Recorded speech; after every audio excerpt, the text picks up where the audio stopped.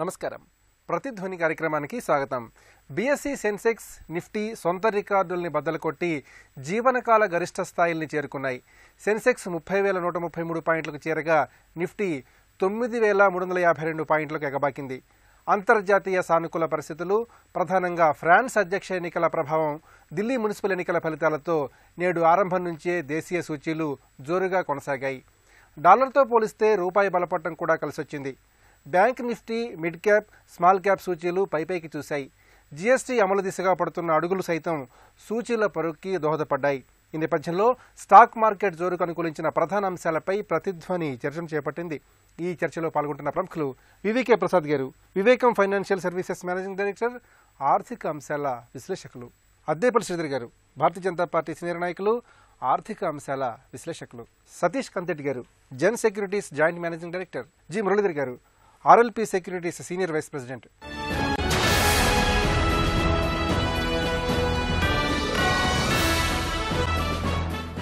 ప్రసాద్ గారు, సెన్సెక్స్ 30,000 మార్కును దాటింది. నిఫ్టీ 9,300 పాయింట్లు అధిగమించి జీవనకాల గరిష్ట గణాంకాలను నమోదు చేసింది. మరి ఇందుకు దోహదపడిన ప్రధాన అంశాలని ఏ విధంగా పరిశీలించుకోవాలి? ప్రధానంగా ఆలోచించగలిగింది ఏంటంటే ఇండియా మీద ప్రపంచం అంతా కూడా ఇండియా వైపు చూడటం అనేది మొట్టమొదటి అంశం అండి. ఎప్పుడైతే కంట్రీలో గ్రోత్ అనేది దాదాపుగా గ్యారంటీగా ఉంటుందని తెలుస్తుందో, ఆ తర్వాత ప్రభుత్వంలో స్థిరత్వం వచ్చిందని ఎలక్షన్ తర్వాత ఎలక్షన్లో గ్రోత్ వచ్చిందో, ప్రపంచంలో ఉండే ప్రతి దేశంలో ఉండే ప్రతి ఇన్వెస్టర్ కూడా ఏం ఆలోచిస్తారంటే స్టేబుల్గా గవర్నమెంట్ ఉండే కంట్రీ, ఎక్కడైతే గ్రోత్ అవకాశం ఉన్నదో, ఎక్కడైతే ఓపెన్ ఎకానమీ ఉండి ఇన్వెస్ట్మెంట్కి అవకాశం ఉన్నదో ఆ కంట్రీలోకి ఇన్వెస్ట్మెంట్ పెట్టడానికి ట్రై చేస్తారు. అందుకనే లాస్ట్ డిసెంబర్ వరకు, దాదాపుగా డిసెంబర్ జనవరి వరకు ఎఫ్ఐఎస్ అందరూ ఇన్వెస్ట్మెంట్ తీసుకెళ్లిపోయిన వాళ్ళందరూ కూడా దానికి ఏమన్నా రెట్టించిన ఉత్సాహంతో బోల్డ్ని డబ్బులు తీసుకొచ్చేసి మార్కెట్లో పోసేయటం ఒక కారణం. రెండవ కారణం ఏంటంటే ఎప్పుడైతే డిమానిటైజేషన్ అయిపోవటం మూలంగా, అంటే ఎక్సర్సైజ్ జరగటం మూలంగా బ్లాక్ మనీకి దారులు దాదాపుగా మూసుకుపోయేట్టుగా కనపడుతుంది. పైగా ఏమైపోయింది, అప్పటి వరకు బ్లాక్ మనీగా డబ్బు రూపంలో మనకి ఇండియాలో ఉన్నటువంటి గణాంకాల ప్రకారం చూస్తే కూడా దాదాపు 6 లక్షల కోట్లు బ్యాంకుల్లోకి రాకుండా తిరుగుతూ ఉంటాయని ఆర్బీఐ చెప్పింది. ఆ 6 లక్షల కోట్లు కూడా ఎక్కువ మేజర్ బాగా దాదాపుగా 5,40,000, 5,50,000 వరకు దాదాపుగా బ్యాంకులోకి వచ్చి పడిపోయినాయి. దాంతో జరిగింది ఏంటి, ఇబ్బడి మొబ్బడిగా బ్యాంకులో వైట్ అమౌంట్ పెరిగిపోయింది. ఈ పెరిగిన అమౌంట్కి ఏమో ఇన్వెస్ట్మెంట్ పెట్టుకోవడానికి అవకాశాలు ఎన్ని అంటే రియల్ ఎస్టేట్కి ఏమో కొద్దిగా గొప్ప తక్కువ అవకాశాలు ఉన్నాయి, పడిపోతూ ఉన్నాయి. ఇక దాని తర్వాత బ్యాంకుల్లో డిపాజిట్ వేసుకుంటుందామంటే బ్యాంకులో కూడా డిపాజిట్లు తగ్గుతూ వస్తున్నాయి. ఈ టైంలో ఒకే ఒక్క మార్గం ఏంటంటే పెడితే ఈక్విటీస్లో పెట్టాలి, లేకపోతే మ్యూచువల్ ఫండ్స్లో పెట్టాలి. ఇంకా నమ్మకంగా పిచ్చి ధైర్యం ఉంటే కనుక గోల్డ్లో పెట్టుకోవాలి. ఆ గోల్డ్లో పెట్టుకునే ధైర్యం ఎవరికి లేక ప్రస్తుతం ఈక్విటీ మ్యూచువల్ ఫండ్స్లో పెడుతున్నారు. ఆ ఈక్విటీ మ్యూచువల్ ఫండ్స్లో ఇండియన్ ఇన్వెస్టర్స్ పెట్టడం మూలంగా దాదాపుగా 18 లక్షల కోట్లు మ్యూచువల్ ఫండ్స్ దగ్గర వాళ్ళ డబ్బు పెరిగిపోయింది. ఇలా అన్ని రకాలు చూసినా కూడా డిమాండ్ పెరగడం ద్వారా మెయిన్ కారణం. కాకపోతే ఎప్పుడూ కూడా డిమాండ్ పెరిగిన తర్వాత పెరిగిన రేట్ల వద్ద సస్టైన్ అవ్వాలి అంటే దానికి సరిపడా మార్కెట్స్లో కంపెనీల యొక్క పెర్ఫార్మెన్స్లో గ్రోత్ ఉండాలి, అంటే ప్రాఫిట్స్లో కూడా గ్రోత్ రావాలి. అది వచ్చిందా లేదా అని చూసేంత తీరిక కూడా లేకుండా ప్రజలు షేర్లు కొనుక్కోవడం మొదలుపెట్టారు ఈ మధ్యకాలంలో. అందుకే ప్రధాన షేర్లతో పాటు మిడ్ క్యాప్, స్మాల్ క్యాప్ షేర్లు అంతకన్నా కూడా స్పీడ్గా పెరిగిపోవడం చూసాం మనం. ఫర్ ఎగ్జాంపుల్ 2015కి 2017కి, అంటే 2015లో ఒకసారి 30,000 చూస్తుంది, ఇప్పుడు 2017లో కూడా మళ్ళీ 30,000 చూస్తుంది. ఈ రెంటి మధ్యన తేడాలు ఏంటని చూస్తే దాదాపుగా 800 కంపెనీలు 200% రిటర్న్ ఇచ్చినాయి ఈ 2 సంవత్సరాల కాలంలో. అంటే మనం అర్థం చేసుకోవాల్సింది ఏంటి, కొన్ని కంపెనీలు విపరీతంగా పెరుగుతున్నాయి, కొన్ని కంపెనీలు మాత్రం పెరగటం లేదు. అందువలన ఇప్పటి వరకు కూడా ఎప్పుడైనా సరే ఏ ఇన్వెస్టర్ అయినా మార్కెట్ పెరుగుతుంది కాబట్టి దూకేద్దాం, అందులో ఏ షేరు పడితే ఆ షేరు కొనుక్కుందాం అనుకుంటే మాత్రం అతను గోతిలో పడతాడో ఎక్కడ పడతాడో అతను ఊహించలేడు. కాబట్టి ఖచ్చితంగా మనం చేయవలసింది ఏంటంటే వస్తున్నటువంటి పరిణామాల్లో లాభాపేక్ష ఉండి లాభాలు కూడా పెంచుకుంటున్న కంపెనీలు ఉన్నాయో వాటిని కొనుక్కునే ప్రయత్నం చేసిన వాళ్ళు బాగుపడతారు, కానీ లేని వాళ్ళకి బాగుపడే అవకాశం తక్కువ ఉంటుందన్నమాట. అందువల్ల సెంటిమెంట్ బాగుంది, ప్రభుత్వం బాగుంది, ప్రభుత్వం ముందున్నటువంటి చర్యలు బాగున్నాయి. శ్రీధర్ గారు, కేంద్రంలో సుస్థిరమైన ప్రభుత్వం ఉండటం, అలాగే జీఎస్టీ అమలుకు రంగం సిద్ధం కావటం, ఢిల్లీ మున్సిపల్ ఎన్నికల ఫలితాలు, ఇలాంటి కీలక అంశాలు దేశీయ సూచీలపై ఎలాంటి సానుకూల ప్రభావాన్ని చూపించాయి? మన భారతీయులే కాకుండా ఇతర దేశస్తులు కూడా, ఫైనాన్షియల్ ఇన్వెస్టర్స్ అందరూ కూడా భారతదేశం ఒక ప్రభుత్వం ఉన్నది. ఈ ప్రభుత్వం ఇక్కడితో కాదు, ఇంకా 2-3 సంవత్సరాలే కాకుండా నెక్స్ట్ ఎలక్షన్ కూడా ఫెయిర్గా అడ్వాంటేజ్ ఉన్నది బీజేపీ ప్రభుత్వానికి. మోడీ గారు కానీ ఇలా కంటిన్యూ అయితే ఈ అడ్మినిస్ట్రేషన్ కానీ అంటే అన్ని రాష్ట్రాలకి ఈజ్ ఆఫ్ డూయింగ్ బిజినెస్ అని పోటీతత్వం తీసుకుని వచ్చారండి. దెన్ హ్యాపీ ఇండెక్స్ ఒకటి, దెన్ వరల్డ్ బ్యాంక్ ఏవైతే సూచికలు సజెస్ట్ చేస్తూ ఉంటారు ఈ మెజర్స్ తీసుకుంటే అంటే బాగుంటుందని, అవి కూడా ఫాలో అవుతున్నారు. దెన్ ఏదైతే తెలంగాణలో ఇన్వెస్టర్స్కి బిజినెస్ ఫ్రెండ్లీ మ్యానుఫ్యాక్చరింగ్కి ఐపాస్ అని పెట్టారు, అదేవిధంగా ఆంధ్రప్రదేశ్లో కూడా ఏపీఐసి వాళ్ళు ఒక బిజినెస్ ఫ్రెండ్లీ పాలసీ పెట్టారు. అంటే ఈ 2 తెలుగు రాష్ట్రాల్లో ఏంటంటే ఎప్పుడైతే ఈ 2 తెలుగు రాష్ట్రాలు ఈజ్ ఆఫ్ డూయింగ్ బిజినెస్లో కూడా మొదటి స్థానం పంచుకున్నారు. ఇలాంటి ట్రెండ్ అన్ని రాష్ట్రాలకి కూడా పాకిటం వలన మణిపూర్ తెలంగాణ ప్రభుత్వాన్ని అడ్వైజర్ కింద పెట్టుకున్నారండి ఈజ్ ఆఫ్ డూయింగ్ బిజినెస్ సజెషన్కి. అలాగే అన్ని రాష్ట్రాలు కూడా పోటీ పడి అట్రాక్ట్ చేయడం, అంటే భారతదేశంలో ఉన్న ఇన్వెస్ట్మెంట్సే కాకుండా ఇతర దేశాల ఇన్వెస్ట్మెంట్స్, అంటే మన దేశంలో ఉన్న ఫైనాన్షియల్ కెపాసిటీ కూడా ఇతర ఫైనాన్సెస్ రావడం వల్ల బిజినెస్ డెవలప్ అవుతుంది, మ్యానుఫ్యాక్చరింగ్ డెవలప్ అవుతుంది. ఈక్విటీ కానీ మ్యూచువల్ ఫండ్ ఇన్వెస్ట్మెంట్స్ రావడం వలన ఎక్కువ శాతం పెర్ఫార్మెన్స్ కానీ ఇండికేషన్స్ కానీ పర్సంటేజ్ గ్రోత్ కానీ ఏవైతే ఇండెక్స్లు ఎన్ఎస్సి కానీ బీఎస్సీ కానీ ఇండెక్సెస్ సర్పాస్ ఇదివరకు ఉన్న టార్గెట్లు కానీ విని ఎరగని రీతిలో అంత డెవలప్ అవ్వడం కానీ రిజల్ట్ రావడం అని ఇదంతా శుభ సూచకాలు. పొలిటికల్గా కూడా మేము ఎక్కడా కూడా కాంట్రవర్సీ కానీ ఆఫ్ ద రికార్డ్ లేదంటే ఏదైనా బైపాస్ చేసి ట్రాన్స్పరెంట్గా కాకుండా ఆప్షన్స్ కానీ ఇవన్నీ అన్నీ 100% వీలైనంత వరకు కాన్స్టిట్యూషనల్ ఏవైతే నామ్స్ ఉన్నాయో అడ్మినిస్ట్రేటివ్ నామ్స్ ఉన్నాయో దాని ప్రకారంగా అడ్మినిస్ట్రేషన్ చేస్తున్నాం.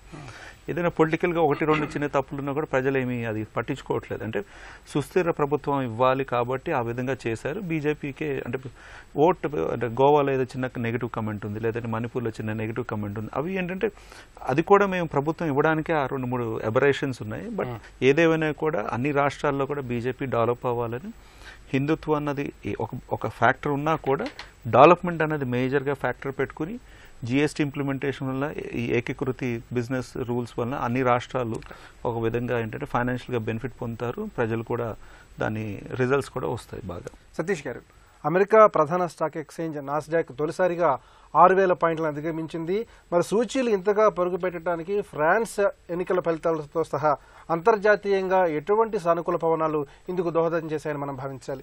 ఒకటి ఏంటంటే మనం 2008లో ప్రపంచ ఆర్థిక మాంద్యం అయిన తర్వాత చూస్తే కనుక వడ్డీ రేట్లు గణనీయంగా ప్రధాన దేశాల్లో అమెరికాలో కానీ యూరోప్లో కానీ ఆల్మోస్ట్ 0% దాకా వడ్డీ రేట్లు రావడం చూసాం. సో దానివల్ల లిక్విడిటీ గ్లోబల్గా ఈక్విటీ మార్కెట్స్లోకి ఇనిషియల్గా వెళ్ళి డిపాజిట్లు కానీ బ్యాంకులో పెడితే ఆల్మోస్ట్ 0% రిటర్న్ వచ్చే ఛాన్సెస్ ఎక్కువ ఉన్నాయి. కాబట్టి కొద్దిగా రిస్క్ తీసుకుని ఈక్విటీ మార్కెట్లో పెట్టడం మనం చూస్తూ ఉన్నాం. సో ఆ ట్రెండ్లో గ్లోబల్గా ఈక్విటీ మార్కెట్స్ అన్నీ లాస్ట్ ఫ్యూ ఇయర్స్లో కొత్త హైస్ టచ్ అవుతూ ఉన్నాయి. సో ఈ సంవత్సరం కూడా ఇప్పటి వరకు చూస్తే మన మార్కెట్ దాదాపు 20% పెరిగింది. అంటే ఎమర్జింగ్ మార్కెట్స్లో మన మార్కెట్లో కొద్దిగా ఎక్కువ ఇంట్రెస్ట్ ఉంది ఇన్వెస్టర్లకి.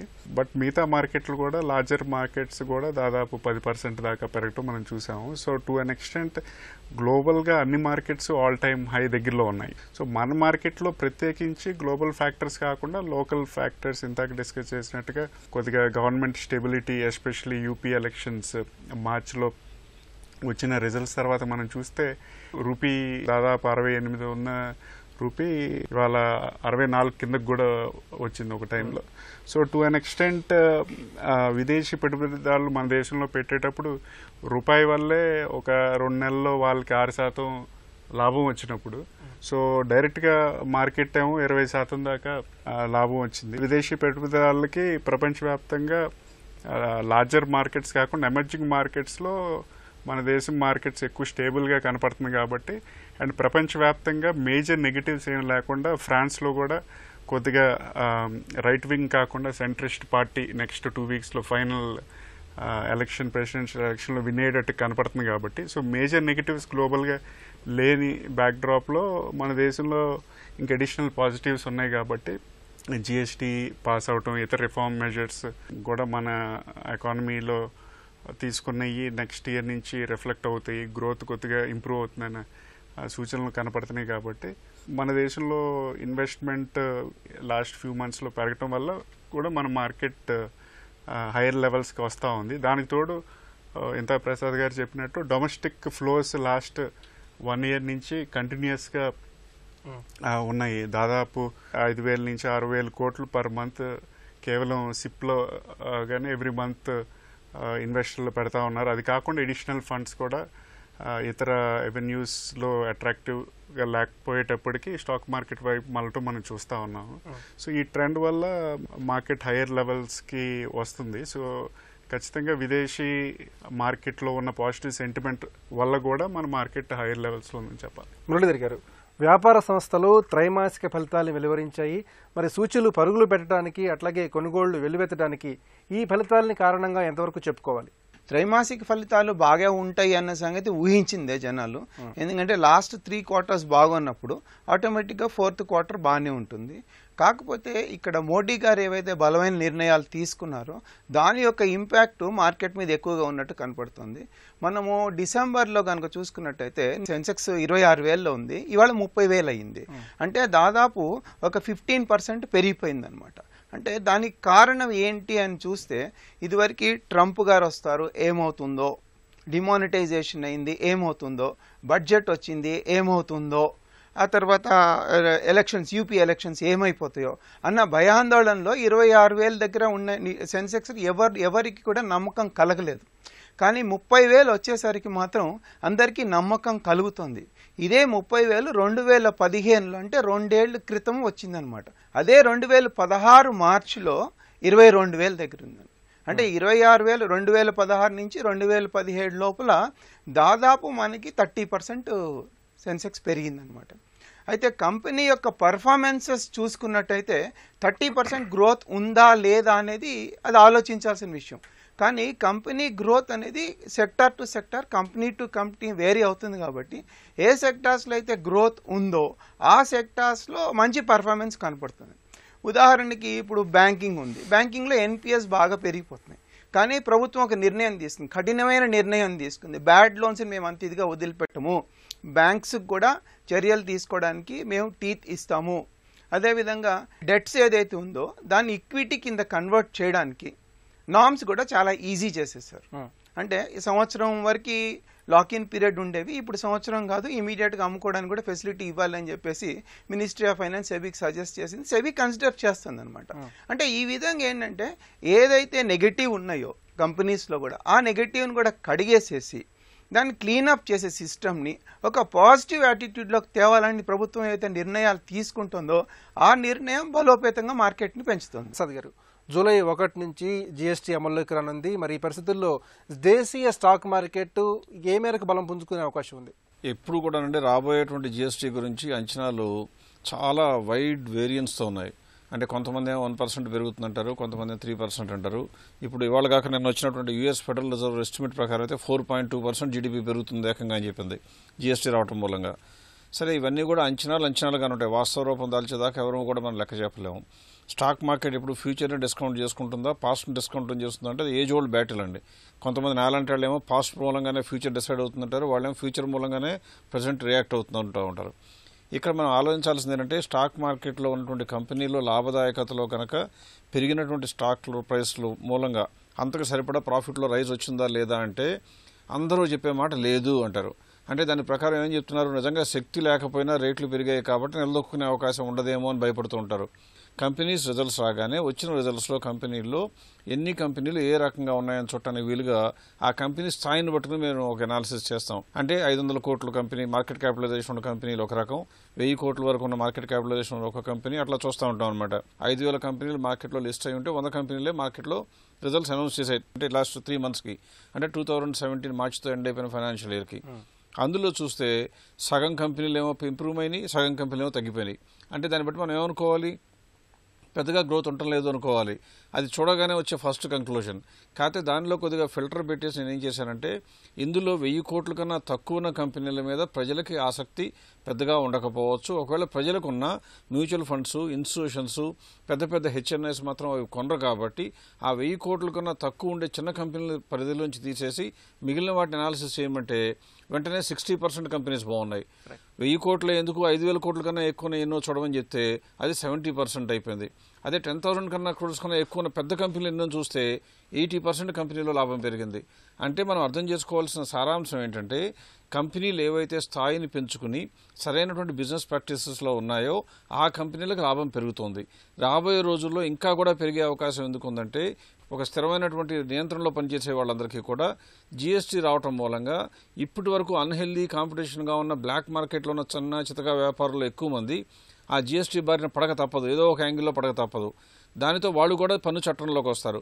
పన్ను చట్టంలో కనుక వచ్చినట్లయితే ఎకానమీస్ ఆఫ్ స్కేల్ అంటాం. ఎవరైతే 1000 కోట్ల వ్యాపారం చేయగలరో వాళ్ళకు ఒక్కొక్క వస్తువు, వాళ్ళు అమ్మే వస్తువు మీద వాళ్ళకి పడే ఖర్చు తక్కువ ఉంటుంది ఎకానమీస్ ఆఫ్ స్కేల్ ప్రకారం. వాళ్ళు అమ్మినంత చౌకకి చిన్న వ్యాపారస్తులు అమ్మలేకపోవచ్చు. అందుకని చిన్న వ్యాపారస్తులు కూడా వీళ్ళతో కలిసి నడవలసిన పరిస్థితి ఏర్పడుతుంది. అలా జరగడం ద్వారా ఏమొస్తుందంటే ఇప్పుడు వరకు బ్లాక్ మార్కెట్లో ఉండి బ్లాక్గా మనీ జనరేట్ అవుతున్న ప్రాఫిట్లన్నీ కూడా ఈ పెద్ద కంపెనీలకి, సంస్థాగత పెద్ద పెద్ద ఆర్గనైజేషన్ ఉన్న కంపెనీల్లోకి చేరక తప్పదు. అలా జరిగినప్పుడు ఏమొస్తుందంటే ఆల్రెడీ కంపెనీలో 80% కంపెనీలు లాభాలు పెంచుకుంటున్నాయి. ఇప్పుడు అంది వచ్చే అవకాశాలు అపారంగా కనబడుతున్నాయి. దానివల్ల వాళ్ళ ప్రాఫిట్ ఎక్స్పాన్షన్ ఇంకా బాగా పెరిగే అవకాశం ఉంది. అందువలన ఆ కోణంలో చూసినప్పుడు లాభాలు ప్రస్తుతం 30% 20% పెరగకపోయినా కానీ ఖచ్చితంగా కూడా పెరిగిన పెరుగుదల జస్టిఫైడ్ అని చెప్పొచ్చు. పైగా ఎప్పుడైతే కంట్రీ 8% పెరుగుతుందని చెప్తున్నామో, ఇన్ని అవకాశాలు ఉన్న ఈ కంపెనీలు 15-20% పెరగడం అనేది ఏమాత్రం అతిశయోక్తి కాదు. అందువల్ల రాబోయే రోజుల్లో 20% పర్ ఇయర్ ఎక్స్పెక్ట్ చేయడం అనేది ఈక్విటీస్లో ఎవరైనా ధైర్యంగా ఆశించవచ్చు. కాకపోతే కొనుక్కోబోయే ముందు ఆ కంపెనీ గతాన్ని చూసి కొద్దిగా బేరీజు వేసి కొనుక్కోగలిగిన వాళ్ళు ఖచ్చితంగా లాభాలు సంపాదిస్తారు.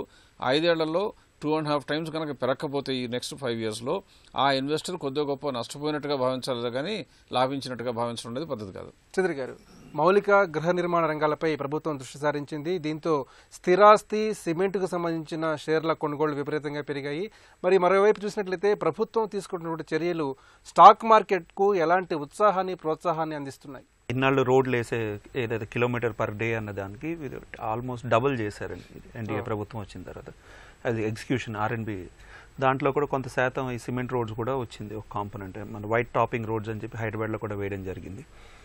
అది కాకుండా నెక్స్ట్ ఈ రోడ్స్, దెన్ ఈ ఇన్ఫ్రాస్ట్రక్చర్ ప్రాజెక్ట్స్, ఈ రెండు బేసిక్ ఇన్ఫ్రాస్ట్రక్చర్ ప్రాజెక్ట్స్లో ఏంటంటే ఇదివరకున ప్రాబ్లమ్స్ ఫేస్ చేసింది ఏంటంటే మేజర్ ప్రాజెక్ట్స్, పెద్ద పెద్ద ప్రాజెక్ట్స్ ఈ NPL కింద డిక్లేర్ చేయడం, లేదంటే వాళ్ళ బిల్స్ క్లియర్ అవ్వకపోవడం, ఇంప్లిమెంటేషన్ దగ్గర స్టక్అప్ అయిపోవడం, లేదంటే గవర్నమెంట్ ఇవ్వాల్సిన ల్యాండ్ కాంపోనెంట్ ఇవ్వకపోవడం, ఆల్రెడీ వీళ్ళు బ్యాంక్ నుంచి లోన్స్ తెచ్చుకుని ఆ విధంగా ఈ మధ్యలో ఉండిపోయి.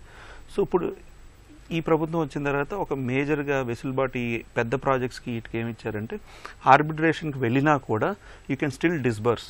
ఇదివరకు ఏంటంటే ఒక్కసారి ఆర్బిట్రేషన్ వెళ్తే ఇమీడియట్గా కాంట్రాక్ట్ని క్యాన్సిల్ చేయడం, కొత్త కాంట్రాక్టర్ ఎత్తుక్కోవడం, అతను హైకోర్టుకి వెళ్ళి స్టే ఆర్డర్ తేవడం. అంటే అక్కడ వర్క్ అయ్యేది కాదు, ఆర్బిట్రేషన్ 5-6 సంవత్సరాలు పట్టేది, దాని కాస్ట్ కాంపోనెంట్స్ అని పెరిగేవి. ఇక్కడ వయా మీడియా సొల్యూషన్ ఇటు ఎంటర్ప్రినర్స్కి బాగుపడాలి, ఇటు ప్రభుత్వాలకి వయా మీడియా సొల్యూషన్, ఫైనాన్షియల్ ఇన్స్టిట్యూషన్స్కి ఏదైతే డబ్బులు లాక్ అయిపోయినాయి అవి దాంట్లో బయటికి తీసుకుని వచ్చారు. సైమిల్టేనియస్గా మేజర్గా ఫోకస్ ఏంటంటే డెవలప్మెంట్. ఈ ఎన్డీఏ ప్రభుత్వం వచ్చిన తర్వాత అందరికీ ఇల్లు అన్నది మేజర్గా ఒక డెసిషన్ తీసుకుని భారతదేశంలో ఆంధ్రప్రదేశ్ వెంకయ్యనాయుడు గారు ఉండడం వలన తెలుగు రాష్ట్రాలు రెండింటికి 2 లక్షల పై చిలుకు ఇల్లులు ఇవ్వడం జరిగింది. సైమిల్టేనియస్గా ఇండస్ట్రీ ఏంటంటే సిమెంట్ ఇండస్ట్రీ లబ్ధి పొందుతుంది ఇన్ని ఇల్లులు కట్టడం వలన. మొన్న ఈ మధ్యన కొంత వాళ్ళు ఆర్టిఫిషియల్గా రేటు పెంచితే కొంత గ్రూప్ ఆఫ్ మినిస్టర్స్ కొంత వాళ్ళని కట్టడి చేయడానికి ట్రై చేశారు. ఏదేమైనా రోడ్స్, ఇరిగేషన్ ప్రాజెక్ట్స్, మేజర్గా ఇరిగేషన్ ప్రాజెక్ట్స్ 2 తెలుగు రాష్ట్రాల్లో కూడా బాగా ఫోకస్ పెట్టారు. భారతదేశంలోనే నాబార్డ్కి ఒక 20,000 కోట్లు విడిగా పెట్టి మీ ప్రాజెక్ట్ ఇంప్లిమెంటేషన్ ఏ రాష్ట్రం అయినా సరే వన్స్ ఈ ప్రాజెక్ట్ కానీ special status like Polavaram project ఉన్నది, దాని రూల్స్, రెగ్యులేషన్స్, ఇంప్లిమెంటేషన్ ప్రాపర్గా క్వాలిటీ ఇవన్నీ ఉంటే you can just submit the papers and take it. అంటే మళ్ళీ గవర్నమెంట్ ప్రొసీజర్స్ ఏమీ ఫాలో అవ్వని అవసరం లేదు. జస్ట్ బ్యాంక్ దగ్గర నుంచి అప్పు ఎలా తెచ్చుకుంటామో ఎనీ ప్రాజెక్ట్ ఇంప్లిమెంట్ చేసినప్పుడు క్యాష్ ఓవర్ డ్రాఫ్ట్ లాగా central government is going to reimburse for Polavaram అన్నమాట. అలాగా ఒక 20 ఇరిగేషన్ ప్రాజెక్ట్స్కి ఫండ్ అలొకేట్ చేశారు. ఎవరు స్పీడ్గా ఎగ్జిక్యూట్ చేసుకుంటారో వాళ్ళు అంత డబ్బు తీసుకోవచ్చు. ఆ డబ్బు అయిపోతే మళ్ళీ రీఎంబర్స్ చేస్తానన్నారు central government. So irrigation projects, drinking water projects, R&B, మేజర్గా హౌసింగ్ సెక్టర్ ఈ ఫోకస్గా ఈ పుష్ ఇవ్వడం వల్ల ఏంటంటే ప్రజలకి జాబ్స్ కానీ ఏవైతే డైరెక్ట్గా గవర్నమెంట్ జాబ్స్ మనం క్రియేట్ చేయలేకపోతున్నాం కానీ ప్రైవేట్ ఎంటర్ప్రినర్స్గా ప్రైవేట్ జాబ్స్ ఇవన్నీ రావడం కుదురుతుంది. జనరల్గా క్వాలిటీ ఆఫ్ లివింగ్ పెరుగుతుంది, వాళ్ళ వేజెస్ ఇవన్నీ కూడా ఇంప్రూవ్ అవుతుంది. ఈ GST ఇంప్లిమెంటేషన్ వల్ల చిన్న చిన్న సబ్ కాంట్రాక్టర్స్ ఇవన్నీ కూడా అకౌంటింగ్ ఫార్మాట్లోకి వచ్చి ఇనేవే ఇన్కమ్ ట్యాక్స్ కట్టడం మొదలు పెడతారు. సో యూజువల్గా ఏంటంటే ఇవన్నీ ట్రెండ్స్ వల్ల ఎకానమీ డెవలప్ అవుతుంది. సతీష్ గారు, ఫ్రాన్స్ ఎన్నికల ఫలితాలు, అలాగే ట్రంప్ తీసుకున్నటువంటి చర్యలు, అంతర్జాతీయంగా వివిధ రకాల పరిణామాలు, ఈ అన్నిటి నేపథ్యంలో స్టాక్ మార్కెట్ మున్ముందు కూడా ఇదే జోరుని ఎంతవరకు కొనసాగించే అవకాశం ఉంది? ముఖ్యంగా చూసినట్లయితే స్టాక్ మార్కెట్ భవిష్యత్ ఏ విధంగా ఉండే పరిస్థితుంది అంటారు?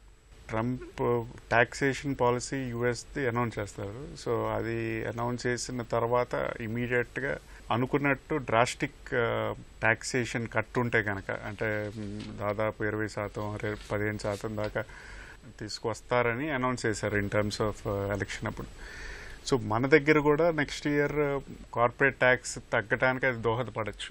బట్ గ్లోబల్గా యాజ్ లాంగ్ యాజ్ ఏమి నెగిటివ్ మేజర్ లేనంత వరకు మన మార్కెట్ డైరెక్షన్ అంటే ఇయర్ టు డేట్ ఇప్పుడు డాలర్ టర్మ్స్లో 20% పెరిగినట్టు పెరగదు అని అనుకుంటున్నాం ఇక్కడి నుంచి. సో ఎందుకంటే ఇక్కడ జిఎస్టీ పాస్ అవటం, యూపీ ఎలక్షన్స్ విన్నాయి, స్టేబుల్గా ప్రభుత్వం ఉందని క్లారిటీ రావటం, మన దగ్గర రూపీ కూడా స్ట్రాంగ్గా ర్యాలీ అవటం, ఇవన్నిటి వల్ల మనకి 20% డాలర్ టర్మ్స్లో ఫస్ట్ ఫ్యూ మంత్స్లో గెయిన్ చూసాం. సో గెయిన్స్ అంత ఫాస్ట్గా ఉండదు, కానీ కాకపోతే ఎక్కువ లార్జ్ క్యాప్స్లో ఉంటాయని అనుకుంటున్నాం. ఎందుకంటే మనం చూస్తే కనుక large cap to mid cap, small cap differential life time లో గ్లోబల్గా కూడా అవుట్లుక్ కొద్దిగా స్టేబుల్గా ఉంది కాబట్టి, అండ్ ఇనిషియల్గా లాస్ట్ ఇయర్ స్టార్టింగ్ నుంచి కమోడిటీ సైకిల్ కూడా కొద్దిగా స్టెబిలైజ్ అయింది కాబట్టి లార్జర్ క్యాప్స్లో కొద్దిగా ఎక్కువ గెయిన్స్ ఉండొచ్చు ఇక్కడ నుంచి. So to an extent direction చూస్తే కనుక గ్లోబల్గా ఈ ఇయర్ ఫ్రెంచ్ ఎలక్షన్ తర్వాత మనకి ఇటలీలో అండ్ జర్మనీలో, మధ్యలో యూకేలో కూడా ఎలక్షన్స్ అనౌన్స్ చేశారు. సో ఈ కైండ్ ఆఫ్ అన్సర్టనిటీ, కొద్దిగా వాలటిలిటీ ఉండొచ్చు ఏదైనా మేజర్ సెట్ బ్యాక్ ఉంటే కనుక. బట్ డైరెక్షనల్లీ హయ్యర్ లెవెల్లో ఉండేటట్టు కనపడుతుంది. సో మన దగ్గర large caps will do well. ప్రస్తుతం సానుకూల వాతావరణం ఉన్న పరిస్థితుల్లో మదుపరులు పెట్టుబడి పెట్టే ముందు ఎలాంటి కీలకమైన జాగ్రత్తలు పాటించాలి? అంటే ప్రస్తుతానికి మనం చూస్తే కనుక కొన్ని కరెంట్ ఎర్నింగ్స్ కాకుండా జిఎస్టీ వస్తుందనో లేకపోతే ఇతర కారణాల వల్ల గణనీయంగా పెరగటం మనం చూసాం, especially mid cap and small క్యాప్స్లో.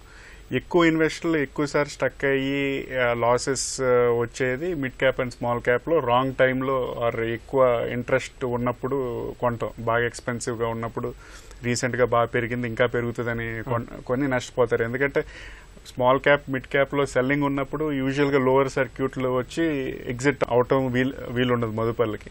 So small cap mid క్యాప్లో లాభాలు అట్లీస్ట్ పార్షల్గా స్వీకరించి ఎక్స్పెన్సివ్గా ఉన్న స్టాక్స్ నుంచి ప్రాఫిట్ బుక్ చేసుకుని కొద్దిగా రిలేటివ్గా అట్రాక్టివ్గా ఉన్న లార్జ్ క్యాప్స్లోకి షిఫ్ట్ అవ్వమని మనం సజెస్ట్. మురళీధర్ గారు, నిఫ్టీ ఇంకా పెరగవచ్చని ఆర్థిక నిపుణులు అంచనా వేస్తున్నారు. ముఖ్యంగా నిఫ్టీతో పాటు బ్యాంక్ నిఫ్టీ అలాగే మిడ్ క్యాప్ స్మాల్ క్యాప్లు కూడా మంచి పురోగతిని సాధిస్తున్నాయి. మరి తాజా సూచీలు ఎంతవరకు స్థిరంగా కొనసాగే అవకాశం ఉంది? ఇప్పుడు మన ఆర్థిక వ్యవస్థ 7.2% రేంజ్లో పెరుగుతుందండి. అయితే చైనా కంపేర్ చేసుకుంటే 6.5, 6 అని అంటున్నారు 2019కి. మనది వచ్చేసేసి 7.2, 7.8 అంటున్నారు. ఆ రకంగా మనం చూసుకున్నట్టయితే ఎఫ్ఐఐ ఇన్ఫ్లోస్ ఆల్రెడీ మన దగ్గర ఉన్నాయి. ఎఫ్ఐఐ ఇన్ఫ్లోస్ ఫర్దర్గా రావడానికి కూడా అవకాశాలు చాలా ఉన్నాయి. మన వాళ్ళందరూ చెప్పుకున్నట్టుగా మ్యూచువల్ ఫండ్స్లో కనీ విని ఎరగని రీతిలో ఫండ్స్ వస్తున్నాయి. లాస్ట్ టైం 1.32 crores కొత్త సిప్స్ యాడ్ అయింది అనమాట. అంటే లాస్ట్ టైం 93 lakhs ఉంటే ఈసారి 1.32 crores. అంటే జనాల్లో ఒక అవగాహన అనేది బాగా పెరిగింది, త్రూ మ్యూచువల్ ఫండ్ కనుక వస్తే బెటర్ అని చెప్పేసి. ఇవాళ మన భారతదేశంలో ఈక్విటీస్ పరిస్థితి ఎలా ఉందంటే ఏ షేర్లు కొనాలి అనేది ఫండ్ మేనేజర్స్కి అర్థం కాని పరిస్థితిలో ఉన్నారు. అంటే అంత ఫండ్ ఫ్లో అనేది మన మార్కెట్లోకి వస్తుంది. సో దీన్ని బట్టి ఏవైతే గ్రోత్ ఓరియంటెడ్ స్టాక్స్ ఉంటాయో వాటికి ఏమీ డోకా లేదు. ఎటొచ్చి ఈ చిన్న చిన్న స్మాల్ క్యాప్స్ ఏవైతే ఉన్నాయో వేటిల్లో అయితే సరైన ఎర్నింగ్స్ లేకోకుండా కేవలం ఫ్లై అవే బై కంపెనీస్ ఏవైతే వాటిలో మాత్రం ఇన్వెస్టర్స్ చాలా జాగ్రత్తగా ఉండాల్సిన అవసరం ఉంది. సో లార్జ్ క్యాప్ మాత్రం ఆల్వేస్ బై చేయటం శ్రేయస్కరం అనిపిస్తుంది. అయితే స్టాక్ మార్కెట్ మంచి దూకుడు మీద ఉన్న పరిస్థితుల్లో మదుపుదారులు ఏ రంగాలపై దృష్టి పెట్టాలి? ఇప్పుడు ఎఫ్ఎంసీజీ, క్యాపిటల్ గూడ్స్, తర్వాత ఇన్ఫ్రా అండి. మెయిన్గా ఇన్ఫ్రా చాలా బీట్ అండ్ డౌన్ అయింది. ఒకవేళ గవర్నమెంట్ కనుక ఈ డెసిషన్ తీసుకుంటే ఏవైతే బ్యాడ్ డెట్స్ అంటే ఎవరికైతే డెట్ ఎక్కువ ఉందో ఆ డెట్స్ అన్ని ఈక్విటీ కింద కన్సిడర్ చేసుకున్నప్పుడు వాళ్ళకి డెట్ భారం తగ్గినప్పుడు ఆటోమేటిక్గా infra, capital goods, pharma, large caps బాగా పర్ఫామ్ చేయడానికి అవకాశం కనబడుతుంది. అంతర్జాతీయ పరిణామాలతో పాటు దేశంలో సుస్థిర ప్రభుత్వం, జీఎస్టీ అమలుకు రంగం సిద్ధం కావటం, ఢిల్లీ మున్సిపల్ ఎన్నికల ఫలితాలు సూచీల జోరుకు దోహదపడ్డాయని నిపుణులు అంటున్నారు. ఈ జోరు మరింతగా కొనసాగే అవకాశాలు కూడా ఉన్నాయని అంచనా వేస్తున్నారు. ఇది ప్రతిధ్వని. నమస్కారం.